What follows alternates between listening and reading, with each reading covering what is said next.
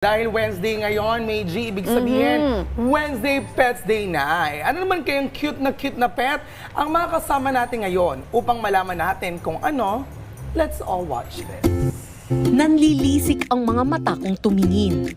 Matutulis ang tenga, makapal at mahabang balahibo, kapansin-pansin rin ang malalaki nilang mga paa at mas malaki ang kanilang size kumpara sa mga normal na pusa. Yan ang mga pisikal na katangian na unang mapapansin sa Maine Coon cats. Ngunit sa kabila ng malaleyon at masungit na itsura nito ay ang pagiging malambing pala nila. Ang breed na ito ay sociable, friendly, very active at may great mousing skills. Paniguradong daga ay tepok kapag sila ay nag-amok. Dahil dito ay unti-unti na ring dumadami ang nagkakaroon ng interes na mag-alaga ng Maine Coon. Pero paano nga ba ang tamang pag-aalaga sa breed na ito? Alamin na natin yan dito ngayong Wednesday Pets Day. Isang Maine Coon breeder. Magandang umaga diyan. Ayan. Dayan, good morning. This is Profi together with May G. Dayan, kwentuhan mo naman kami kung paano ka nagsimula sa pag-aalaga ng Maine Coon at sa dinami-dami ng breed ng pusa at bakit naman Maine Coon na napili mong alagaan? Oo nga. Bakit Maine Coon? Napakabagong mentionan. Actually po, 7 years old pa lang po ako. Nagsimula na po ako nag-rescue ng pusa. Bali, yung kapitbahay ko po kasi hindi mo inaalagaan yung mga pusa niya. Kaya, ising po ako noon ng madaling araw, tapos sinanakaw ko yung mga kuting niya, pinapasok. Ito na po yung nagpapalaki. Oh, Naku, at buti And na then eventually po, Oo, nagkaroon kaya- ng trabaho, ganyan. Oo.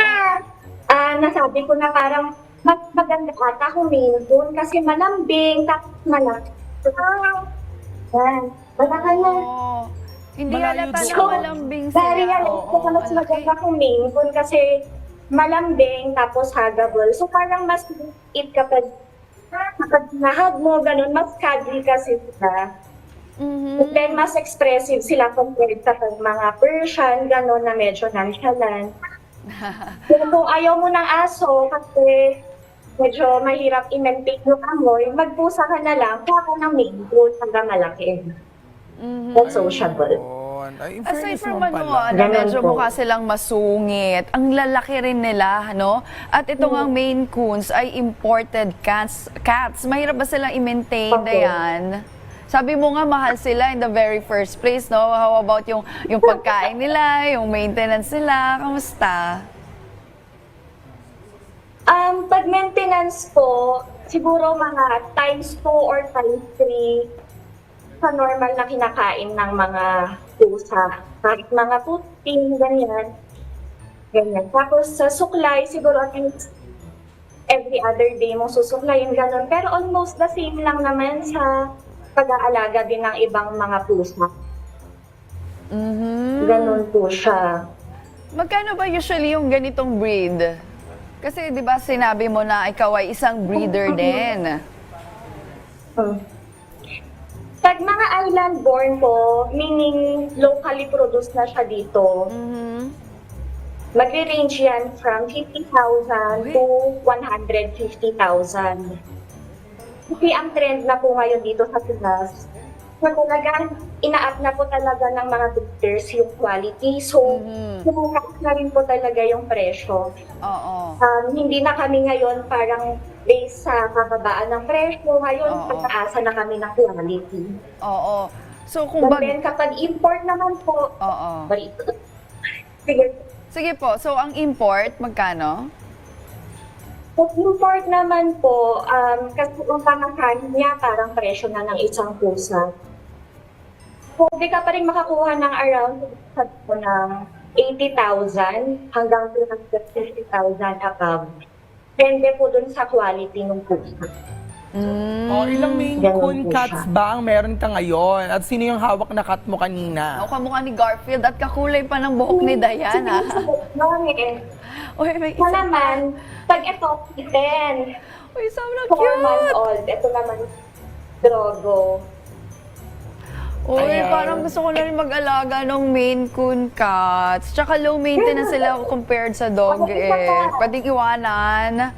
Ito naman po, tinatawag nating polydactyl. Sabihin, mas malaki yung mga Pause. sila. So, ito, anim yung Laki nila. ganon.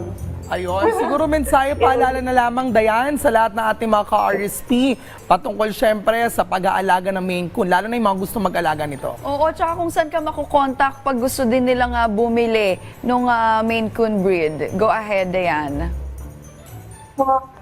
Opo, kasi ang kapag minsan, para sa akin, parang mga puspin. Kailangan talaga paglaanan mo ng hindi ng pera, pero pati oras mo, tsaka siguro talagang time na makipaglaro sa kanila, makipag-play. So, kung minsan po yung gusto nila, kailangan po at least financial ready po sila.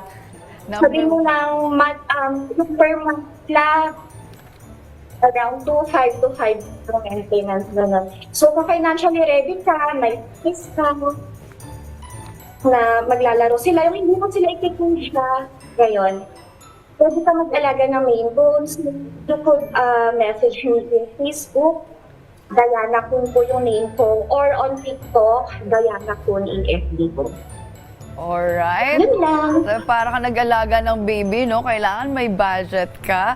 Maraming salamat, Dayan, at sa iyong pagpapakilala sa inyong mga cutie na Maine Coon cats. Sana'y maging healthy sila palagi. Again, thank you very much, Dayan. Stay safe. Opo.